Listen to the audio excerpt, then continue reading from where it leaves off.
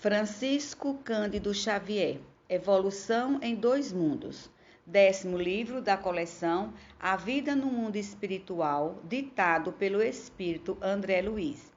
16ª parte. Mecanismo da mente, alma e corpo.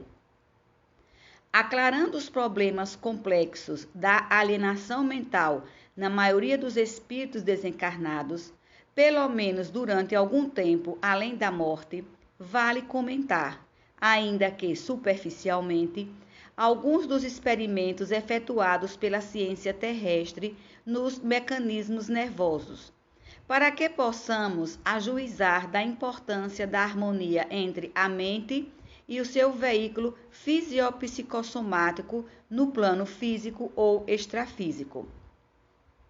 Assemelhando-se no conjunto ao musicista e seu instrumento, alma e corpo hão de conjugar-se profundamente um com o outro para a execução do trabalho que a vida lhe reserva. E sabendo-se que a alma é direção e o corpo obediência, é da lei divina que o homem receba em si mesmo o fruto da plantação que realizou, visto que, nos órgãos de sua manifestação, recolhe as maiores concessões do Criador para que efetive o seu aperfeiçoamento na criação. Assim sendo, de seu próprio comportamento, retira nos vastos setores em que se lhe processa a evolução, o bem ou o mal, que lançando ao caminho estará impondo a si mesmo. Secção da medula. Através de experimentação positiva, conhece a ciência de hoje a inalienável correlação entre o cérebro e todas as províncias celulares do mundo corpóreo. Tomando, pois, em nossas anotações o sistema cerebral por gabinete administrativo da mente, reconheceremos sempre que a conduta do corpo físico está invariavelmente condicionada à conduta do corpo espiritual, como a orientação do corpo espiritual está submetida ao governo da nossa vontade.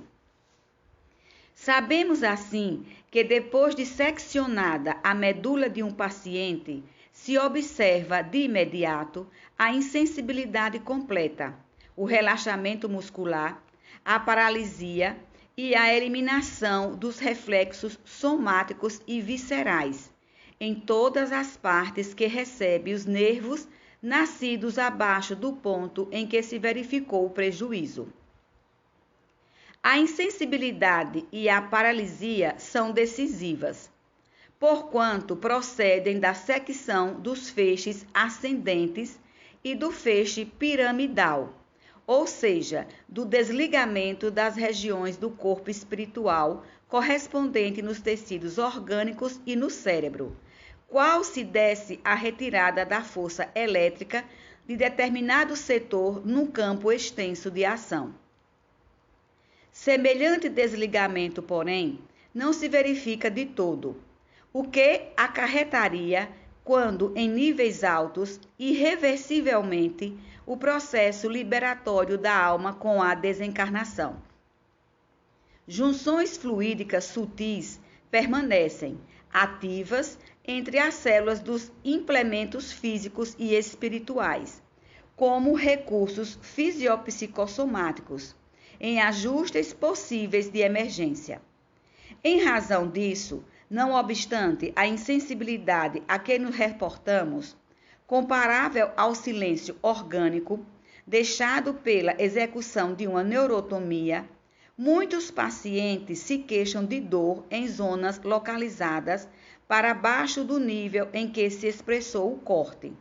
Fenômeno esse perfeitamente atribuível ao contato das células do corpo espiritual com as fibras aferentes que vibram na cadeia simpática, penetrando a medula acima do ponto molestado. Recuperação dos reflexos. Devido ainda a esse reajustamento organizado instintivamente entre a alma e o corpo, os reflexos são gradativamente recuperados.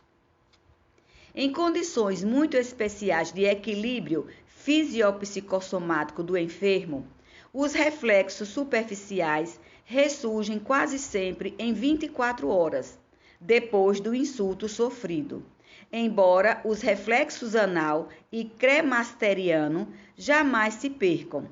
Insulto esse em que o sinal de Babinski ou extensão dos pedartículos, principalmente do primeiro, não raro acompanhada por determinado grau de contração dos músculos do joelho, denuncia a violação do feixe piramidal, equivalente à ruptura de ligação das células do corpo espiritual nos implementos nervosos da veste física, assemelhando-se ao curto-circuito de energia elétrica nos condutores ininterruptos que lhe atendem à necessária circulação.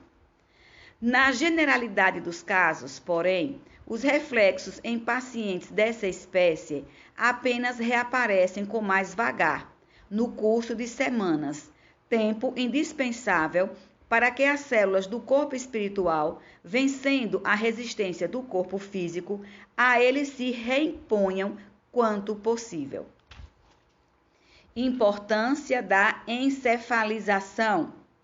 Sabemos igualmente que a depressão em estudo é tanto mais perdurável quanto mais complexa a encefalização do animal. Nos batráquios, os reflexos desaparecem apenas por alguns minutos. No gato, a diminuição da atividade vital é maior. No cão, ainda mais. No chimpanzé, o refazimento pede vários dias e na criatura humana, a restauração dos reflexos referidos exige mais tempo, como, por exemplo, o reflexo de extensão cruzada, cuja recuperação reclama 6 semanas aproximadamente após o trauma espinhal. Nos estudos de Schiff e de Sheridan, avaliamos com maior nitidez a extensão da ocorrência entre os setores do corpo espiritual e do corpo físico, mediante a secção completa da medula espinhal, realizada ao nível dos segmentos lombares, pela qual vemos o cão experimentado com a medula dorsal seccionada, acusando paraplegia e alterações sensitivas, consequentes abaixo da região prejudicada,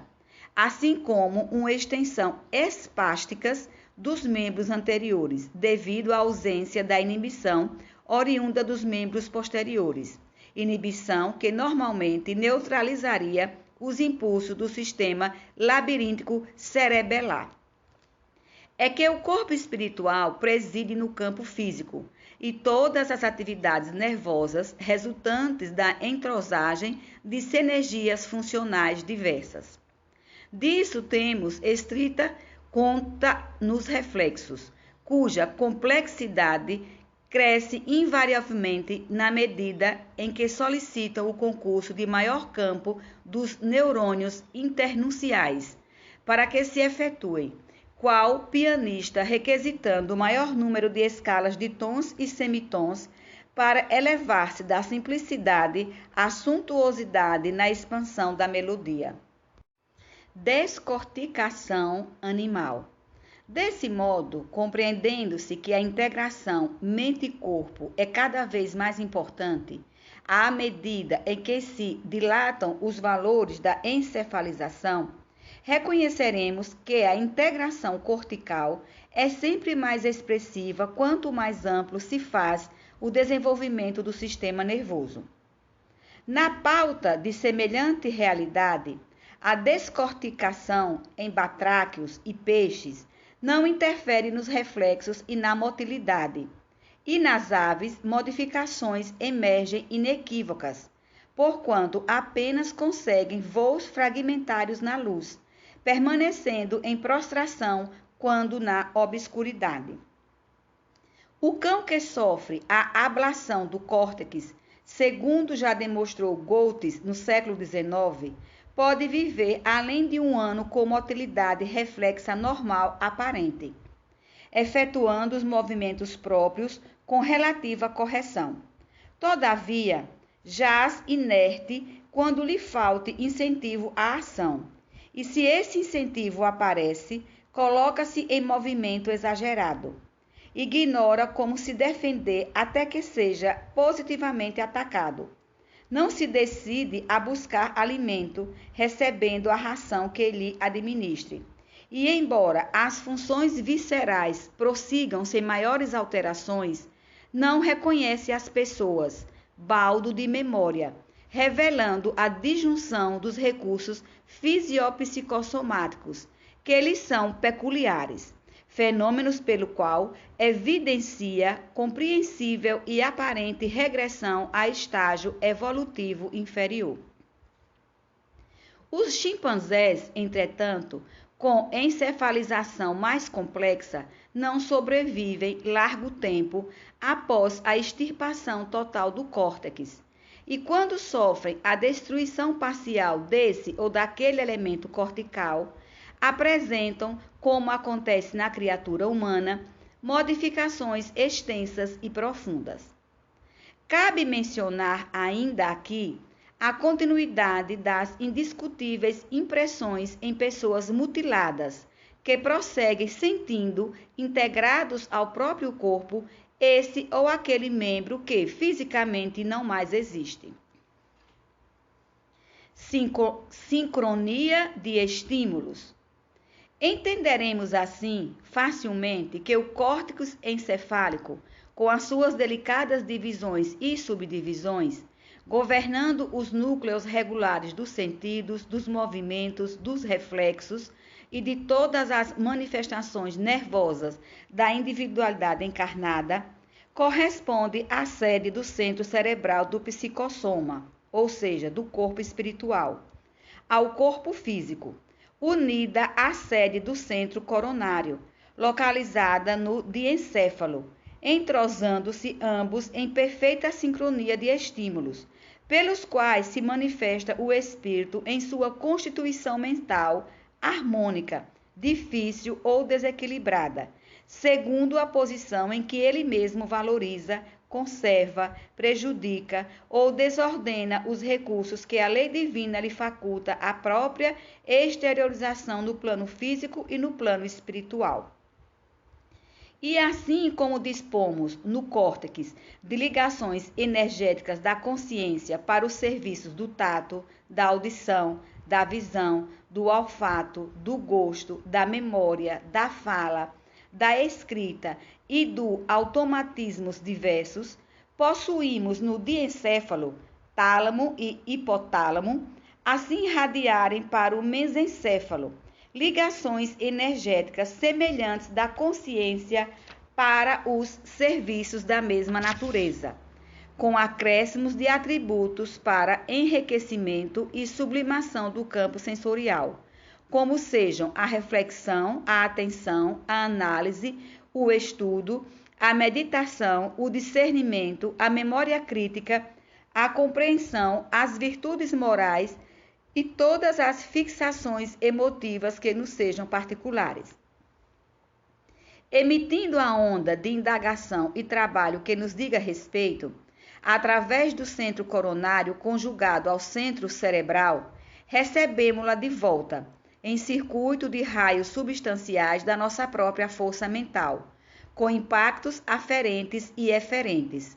para que a nossa consciência por si ajuíze pela essência dos resultados ou reflexos de nossas próprias ações, quanto ao acerto ou desacerto de nossa escolha, nessa ou naquela circunstância da vida. Não podemos esquecer que cada núcleo das ligações a que nos reportamos se subdivide em peculiaridades diversas,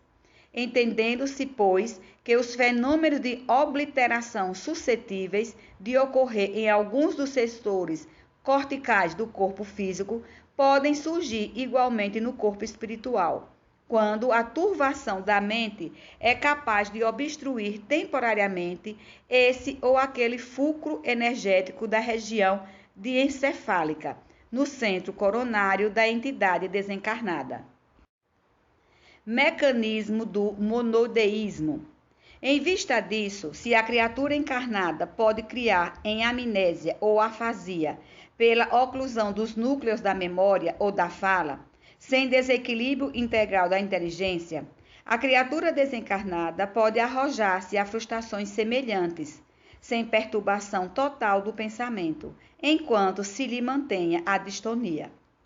Segundo o critério idêntico, se a habilidade de um homem para manobrar determinado idioma pode cessar numa das subdivisões do núcleo da fala, no córtex, persistindo a habilidade para lidar com idiomas outros, assim também o núcleo da visão profunda no centro coronário pode sofrer disfunção específica, pela qual um espírito desencarnado contemplará tão somente, por tempo equivalente, a conturbação em que se encontre, os quadros terríficos que lhe digam respeito às culpas contraídas, sem capacidade para observar paisagens de outra espécie.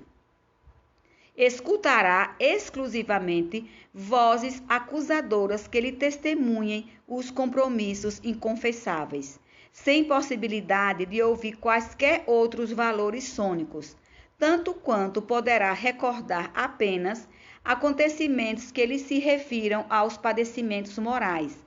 com absoluto ouvido de fatos outros, até mesmo daqueles que se relacionem com a sua personalidade,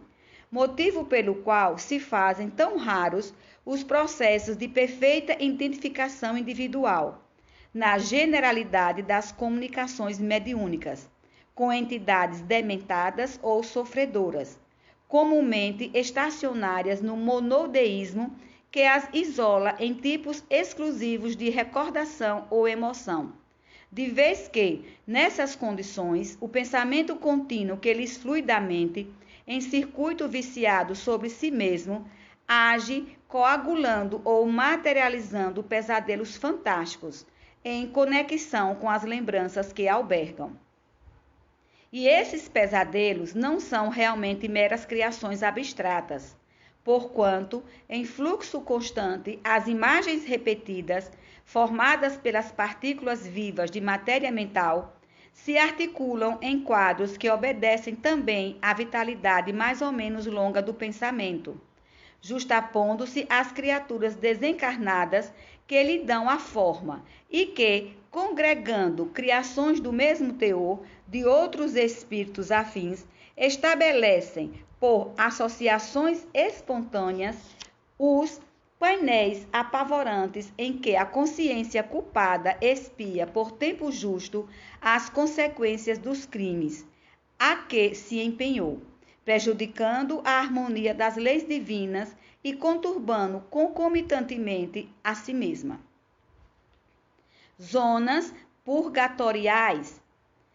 Obliterados os núcleos energéticos da alma, capazes de conduzi-las a sensações de euforia e elevação, entendimento e beleza, precipita-se a mente pelo excesso da taxa de remorso nos fulcros da memória, na dor do arrependimento a que se encarcera por automatismo, conforme os princípios de responsabilidade a se delinearem no ser, plasmando com seus próprios pensamentos as telas temporárias, mas por vezes de longuíssima duração, em que contempla incessantemente, por reflexão mecânica, o fruto amargo de suas próprias obras, até que esgote os resíduos das culpas esposadas, ou receba a caridosa intervenção dos agentes do amor divino, que habitualmente lhe oferece o preparo adequado para a reencarnação necessária, pelo qual retornará ao aprendizado prático das lições em que faliu. É dessa forma que os suicidas, com agravantes à frente do plano espiritual, como também os delinquentes de variadas categorias, padecem por largo tempo a influência constante das aflitivas criações mentais deles mesmos, a elas aprisionados pela fixação monodeica de certos núcleos do corpo espiritual, em detrimento de outros que se mantêm malbaratados e oclusos. E porque o pensamento é força criativa e aglutinante na criatura consciente em plena criação, As imagens plasmadas pelo mal, à custa da energia inestancável que lhe constitui atributo inalienável e imanente, servem para a formação das paisagens regenerativas, em que a alma alucinada pelos próprios remorsos é detida em sua marcha, ilhando-se nas consequências dos próprios delitos, em lugares que, retendo a associação de centenas de milhares de transviados, se transformam em verdadeiros continentes de angústia, filtros de aflição e de dor, em que a loucura ou a crueldade, juguladas pelo sofrimento que geram para si mesmas, se rendem lentamente ao raciocínio equilibrado para a readmissão indispensável ao trabalho remissor. Pedro Leopoldo, 23 de março de 1958.